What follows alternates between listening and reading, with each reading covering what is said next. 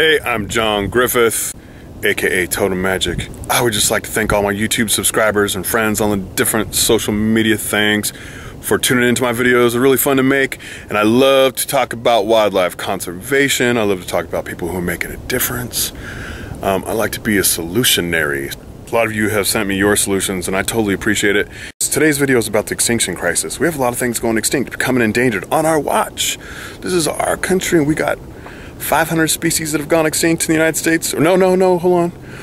Over the last 500 years, according to the Center of Biological Diversity, we've had 1,000 species go extinct in the United States.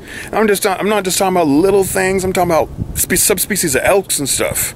Those big things. Okay, we almost extincted the buffalo. There's no more grizzly bears in California. The only grizzly bear in California is on our flag. We killed them all in California. I think the last one was shot in 1922 or something. Some of you might be thankful for that. I'm not thankful for that. I like grizzly bears. But there's a lot of things we can do to help the wildlife. And you know, I see the cat love that cats be getting on Facebook, and the dog love dogs. And don't get me wrong, I love cats and dogs too. My best friend was a cat. My second best friend was a dog.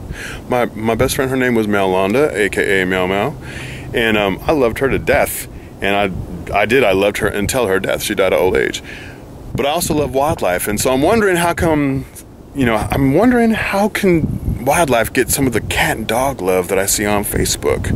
I know you can't cuddle wildlife, at least you shouldn't. You might get bit in the face or something. You try to cuddle a bird or something, that might bite peck you or something. Yeah, so how does a group of people who love cats and dogs extinct, extirpate, and cause things to become endangered, other animals to become endangered? So I thought a lot about this, and I realized it's because we can cuddle and love cats and dogs. They can come live with us. They are our pets. And since they are our pets, we'll pay for the hospital bills, we'll give them love, we'll play with them, all kinds of stuff like that. So in my desperate attempt to get people to care about wildlife, I want to just propose that maybe some of you would care more about wildlife if you considered them your pets. Some of you biologists and stuff might be grossed out by that. You know, they're wild animals, they shouldn't be our pets. We shouldn't think of them as our pets. You know what? We need to do something here. Animals are going extinct at a faster rate since the dinosaurs went extinct. Okay, this is a 6th great extinction event. We got to start being creative about how we're gonna save wildlife. Oh look, it's our pet egret. We don't even have to feed him.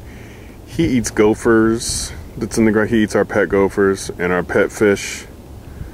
You know, all we have to provide him is habitat. We have a pet egret we can come out and look at. We can talk to him. He don't care what we say really, but that's all right. And he doesn't really want us to come up and pet him, but that's okay, because we're gonna take good care of him. He's our pet egret. So if wildlife were our pets, the only requirements they have are habitat, okay? So places to raise young, food, shelter, water. And so we just gotta protect habitat to protect our pets. And then you should go outside and enjoy them. You should go look for wildlife. Even an urban park has trees that may be supporting nature. And one of the things you could do for your pets is when next time they're planting trees in a park, make sure they're planting native trees. You can ask your city to plant native plants, okay, that support insects. In your backyard, you can plant native plants. Plant native plants because they attract your pets, your pet butterflies, your pet bees, your pet birds, okay? Because things evolved together. So the insects that live here, they're not just going around eating any old plant, okay? They have evolved for however long you want to think about it, for a long time, to eat certain plants, okay? And so when you introduce ornamentals, most of your ornamentals are from Asia. When you introduce ornamentals, the bugs that live in the area didn't evolve to eat those plants, can't eat those plants, will walk over those plants and not eat them, okay? Because they evolved to eat a certain kind of plant. And so if you plant those plants, you'll have bugs. Well, I don't want bugs in my yard. You don't want butterflies in your yard? You don't want butterflies and caterpillars and stuff in your yard? Plant native plants. You'll attract butterflies and other bugs that feed birds. 96% of protein that birds get is from insects. So even seed and berry eating birds feed insect to their young. So just planting some berry bush ain't gonna do it, folks, okay? So you need to plant native plants because they attract native insects. So you get a bunch of different kinds of native insects hatching at different times because not every bug is on the same schedule. The bugs will fly up as they become adults, so they'll be kicking it on the leaf, and the bird will come by, eat them, feed them to the babies. So you can create habitat for your pet birds, your pet wild birds. You know, if you're in California, your pet bird might be an Anna's hummingbird. If you live on the West Coast, your pet bird might be a dark-eyed junco, or it might be a white-crowned sparrow. And this is Blackbirds by Mr. Carmack.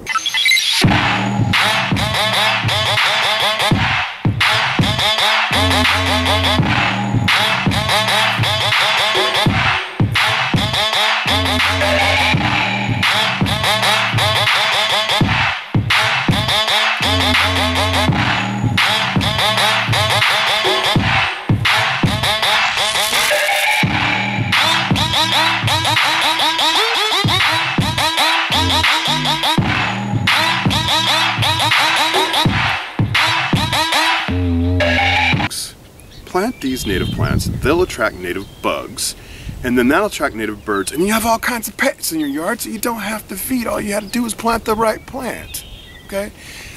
Talk about free pets. Then you can watch them, you can name them if you want. Good luck on that. And so if you think of wildlife as your pets and you have that kind of connection, you love, you know, the elk as much as you love your cat. I know that's gonna be really difficult, that's a stretch, huh? But if you try to give some love to the elk, then they wouldn't be going extinct like the Merriam's elk went extinct and like the eastern woodland elk subspecies went extinct. There wouldn't be extinctions happening all the time. We really can't care for what we don't understand.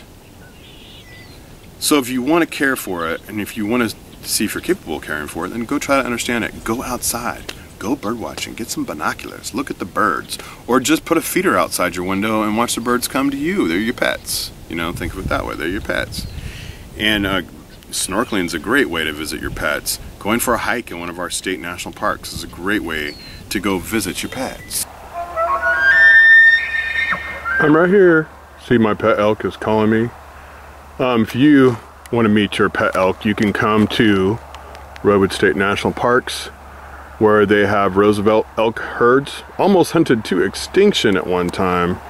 And thanks to the efforts of state and federal biologists and groups like SAVE, the Redwoods League, and Elk Foundation, they protect our public trust, nature, in this area, and now we have our pet elks. So if we thought them as pets in the first place, they probably wouldn't almost gone extinct.